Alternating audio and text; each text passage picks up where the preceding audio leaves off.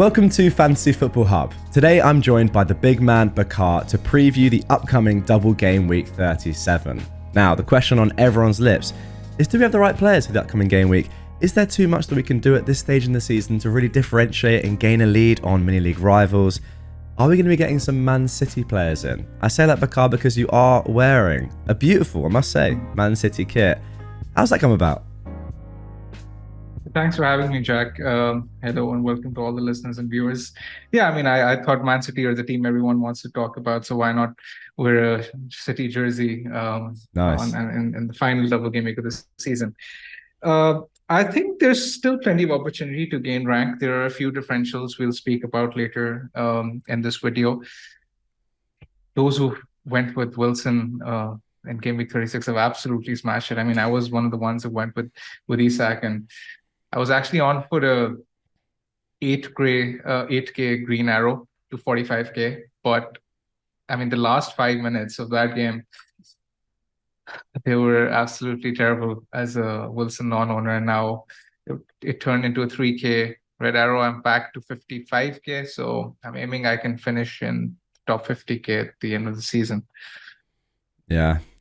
It seems like quite a slow, sorry end to the season, especially for me. But you've been on such a good run that, you know, a couple reds at the end shouldn't mar what's been a really good recovery, to be fair. 99 points, just one off the 3 digits. But I think we'll leave last week in the past because, you know, a couple of reds, not great. I will say, though, yeah, fair play, Wilson owners. Great punt. I mean, it wasn't really too much of a punt, just a great shout. Well done. Now, let's get on to the next game week, Bakar. Because I do want to let everyone know watching right now that you do have a name on the back of your Man City shirt. However, I don't want to reveal who it is just yet. We'll wait until the end of the video and then reveal whether that player is an option this game week or not. Comment down below. Who do you think Bakar's gone for? But for now, my friend, let's have a look at your team for the upcoming game week. First of all, just chat to me. What are you generally thinking about this? Where's your head at? I mean, a couple of weeks ago, I had planned to move to a third Man City option in game week 37. To move from either Trippier or Trent or Salah to either a midfielder or a defender. But outside of Haaland, it's very tricky to pick where you go because City are almost certainly going to win the title in the coming days. And we've seen in the past, in 2021, actually, City won the title with the 3 games to spare. And none of the players started all 3 of the upcoming fixtures. So we're in a very similar situation again. And based on past precedent, we've seen that Pep generally tends to rotate in the game immediately after the game in which they clinch the title, which is probably likely to be the Brighton game, because I'm assuming he'll go full strength against Chelsea, assuming that, you know, Arsenal beat Forest, which they're expected to. Which again makes it very tricky to pick the Man City player outside of Haaland, because we've seen time and again this season that Haaland has started despite scaremongering among FPL managers that he will be rotated. That hasn't really been the case. I think saving a transfer this week is probably the play for me, because I want to have 2 free transfers heading into game week 38 where I can attack more. There are plenty of teams I'm looking at: Arsenal, City, Liverpool, Crystal Palace, or even Everton in game week 38. I think there's more opportunity there. And we know that all the games will be kicking off at the same time. Almost everyone has access to team leagues these days. So with that extra information, I think I can make more use of my free transfers than using one on a player, let's say, who might not start both fixtures in this game week. Okay, so the loose plan, I guess, without any injury update or news, is to roll. Let's talk about the other big decision this week. I mean, maybe it's not a big decision because you just said about Haaland's minutes and the fact that despite scaremongering, he has started the vast majority of games. Who's going to be your captain this week, right now? It will be Haaland, almost certainly, because as I've alluded to earlier, the assumption we have to take is that he's going to start twice. And let's say City are going to be on a roll. I mean, they have no pressure, and against Chelsea are absolutely woeful these days. he could get a brace and within a half. I mean, I won't be surprised, and then get taken off around like 50, 60 minutes and then be fit for the Brighton game again. He's chasing a goal scoring record as well. Yeah. So there's little reason for Pep to rest him. So until I see it, there's no reason to believe otherwise. And I think it's very, very hard to look past Haaland this week. I mean, I what makes me think that a haul is coming is that in recent weeks he's actually missed plenty of big chances, and he is actually due a big haul. I mean, I can see a hat trick coming in one of the fixtures in the double game Wow. week, particularly the one against Chelsea. Yeah, I mean, to be fair, Brighton not looking great defensively either of late. I mean, their form is very up and down, but two fixtures with a lot of potential. I completely do agree with you. If he starts both, wow, could be an absolute mega haul across those two. Okay, let's stick on City for a little bit. As I said, Bakar's team, well, shirt name reveal will happen at the end of the video. But for now, you have Edison and Haaland. Do you have anyone else in mind that you could go for? Say I forced you to go for a third City player this week. What name would you go for? I think even Ederson could get rotated. I mean, Mm, I won't be surprised to see Ortega or Carson get the game because in 2021, which I mentioned earlier, Pep rotated his keeper and gave Carson a game randomly. That could happen again. I mean, outside of Holland, I think there's equal risk of both the defenders and the attackers getting rotated. So why not risk it on an attacker? Because that's the upside you're chasing, right? Especially at this stage of the season. I personally think that Mahrez is the one I would go for. He didn't play in the Champions League. He started all previous four league fixtures for City and assisted in each one of them. I don't think Pep will want to go with Bernardo because these aren't the kind of fixtures where he'd want control. I mean, maybe in the game against Brighton, but again, I'm not entirely sure. I think Mahrez is likely to start against Chelsea, and he could share penalties with Haaland as well. And from the City mids, I think he has the highest upside. So I would probably pick him if I was picking one. Let's say I was on a free hit this week, I would pick Mahrez. okay. And what about if you do have a City player and you're just very worried about rotation and you don't have another player that you do have in your team, Bruno Fernandes, who looks like one of the best picks this week. Before you told me you were going to captain Haaland, the algorithm, the Fantasy Football Hub, my team tool had the captaincy on Fernandes as he has the highest predicted points based on that algorithm. Thoughts on him and how to get to him if you don't have him? How essential is he? Should we be selling other key players, the likes of Salah, for him this week?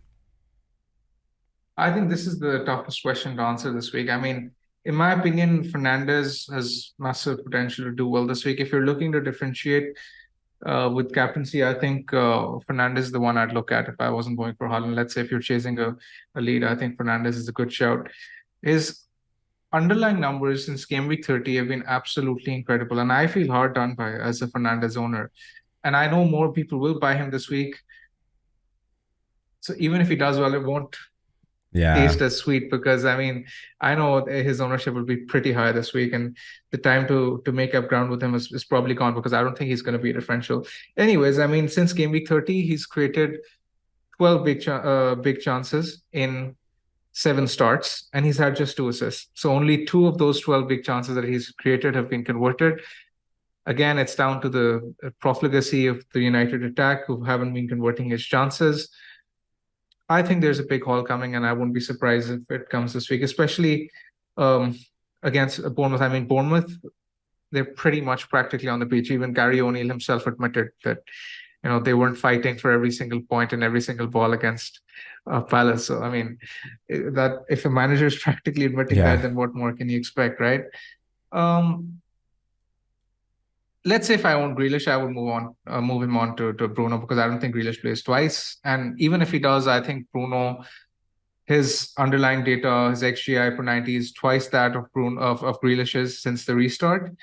And you've also got to factor in that United play Fulham at home in game week 38. So there's big yeah, potential in that fixture as well.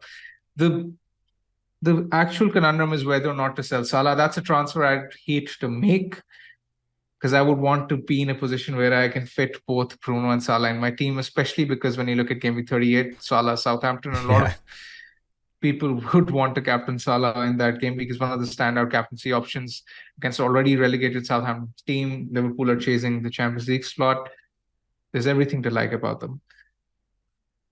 So, I mean, I would probably make that transfer if you're chasing elite and if you want to captain Bruno, but otherwise, I don't think I would because, again, even though I expect Bruno to outscore Salah over the next three fixtures, I would want Salah back in game week 38. Okay, let's talk about other United players now, because as you've said, the fixtures are really good, and especially given Game Week 38, just looks super strong for to the end of the season. Which are the next two best Man United players? Obviously, we know that Rashford is a risk. I want to hear your thoughts on that. And also, you have Shaw on your team. Is he the third best? Is he up there in the top three for you? I mean, Rashford, we've pretty much got to hope and pray with him because he's reported to be ill now that he's back in training. But even if he misses the Bournemouth game, he has Chelsea at home, and that's a fixture where he can easily brace, and then Fulham at home Yeah. in game week 38. So I don't see much point in moving him on because you'd want him for the next two fixtures. And Shaw, I think if you don't want him, he's a great buy this week. United have kept 11 clean sheets in their previous 14 home fixtures. Two of the next three are at home. Their underlying data at home is particularly strong as well. In fact, they haven't even conceded a single goal in their previous six home fixtures. And Shaw is now likely to play left back with Lindelof and Varane both fit.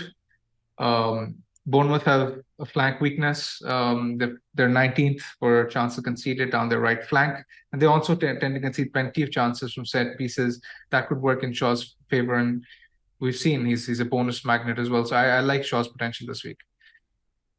Okay. Newcastle. Now, obviously, me and you are both Isak owners. Very disappointed, realistically, with just one return across the double when Wilson went absolutely off. According to the tool here, he's predicted to get 6 points this week against Leicester. Seems a great fixture at home.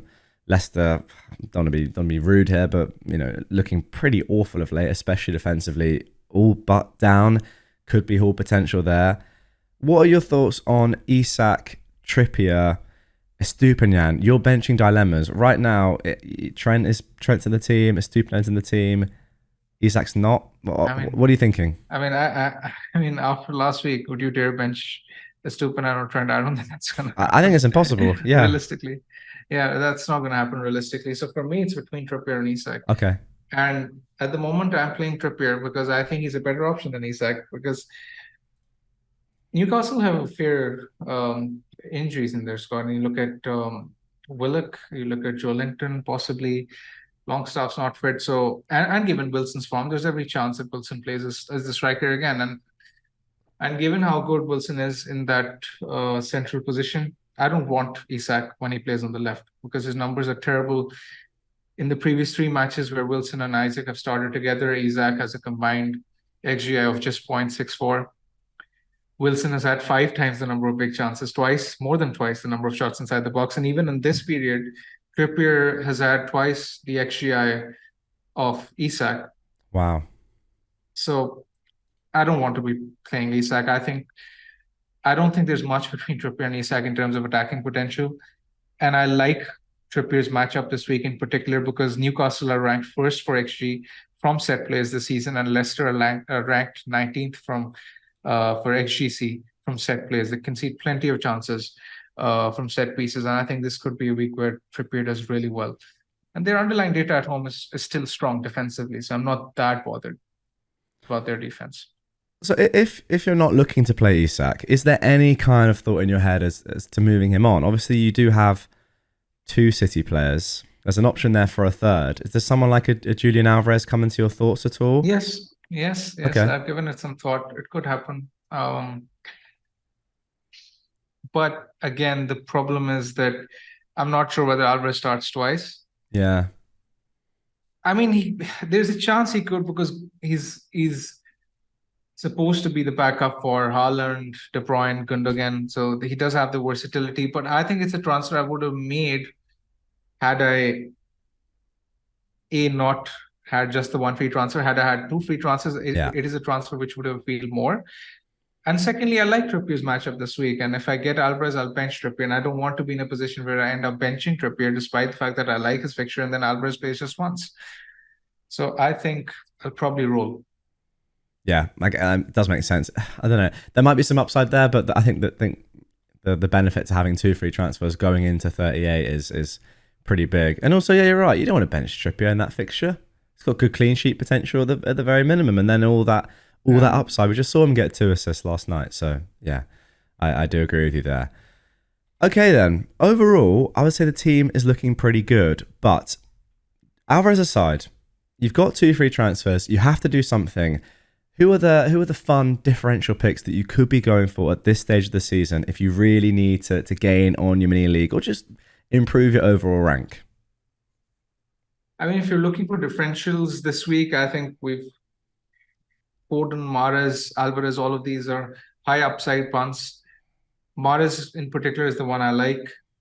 Um, when you look at Brighton, there's Enciso, who I think is likely to play twice now, given the Solly March Nice. injury and given the fact that he was rested against Newcastle. He scored in 4 of his previous 6 appearances, so I like Enciso. Um, he'll get the money ball game against Southampton. That's essentially what you're looking for. Other than that, Anthony and Martial, both from Man United. I think Yeah. United have underperformed on their XG. And you look at the previous 6 matches, they're the highest underperforming team in terms of XG. In fact, over the course of the season, they've underperformed their XG by 8 goals approximately. And Martial, I mean, I expect him to play once, but there's a chance he gets some minutes in the other as well, and he's top 4 minutes per XGI among Manchester United players this season. While Anthony has had 6 big chances of bonus in the previous 7 fixtures as well, so both of them have good underlying data. I like both of them this week if you're looking for a fun punt. Okay, and there we go. Actually, I do want to ask one more point because I noticed that you don't have Kepa in your team, but as a Chelsea fan, I'm not even entirely sure where I stand on Kepa right now, and I know he is in a lot of teams, especially with the double. Is he a sell or is he just a play? I think people should be more worried about the rest of their team rather than looking at Yeah, transfers of goalkeepers in Game Week 37 at this stage yeah. of the season. That's why I left But that I question mean, till quite late. Yeah, yeah, I mean, there's a chance uh, that he can play once, twice, or none at all because Lampard in his previous uh, post-match interview did say that that Mendy had played well in training and that he wanted to give him a game. Now, whether it's just one off game last week against Forest or whether that continues this week is only known to Lampard. I would honestly just keep him and play him and hope for the best. And like, let's say even if he does get benched, the sub keeper will come on. Let's say if you don't have anything else to do with your squad and you have two free transfers, then you can look at selling for De Gea or Steele because these are the only two double game week players which I think will start this week. The two goalkeepers. yeah. Okay. All right then. I think, mate, that's going to do it for this one. Thank you very much for your Pleasure. advice. Team looking super strong as always. But before we end today's video, because we need to see the name on the back of the shirt. It's imperative that we see it. And I want to hear your thoughts. Is this man an option? So reveal it. Who have you got? There it is, the man himself, Kevin De Bruyne. Any danger of him making it Uh, into your team this week? I don't think so because apparently there's a personal problem going on with him. I don't know what it is, but Thierry Oh, Henry okay. did sort of Yeah. hint in the interview that there's something going on in his personal life. So I don't think he's going to start twice. But if you have him, I guess you just keep him. Yeah. Well, there we go.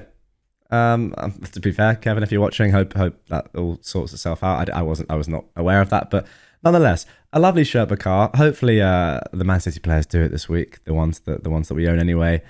And yeah, mate. Thanks as always, and Thanks for we'll see having you me. guys Thanks for having me, on Jack. Good luck for the week. the next one. Indeed. Thanks, Bakar.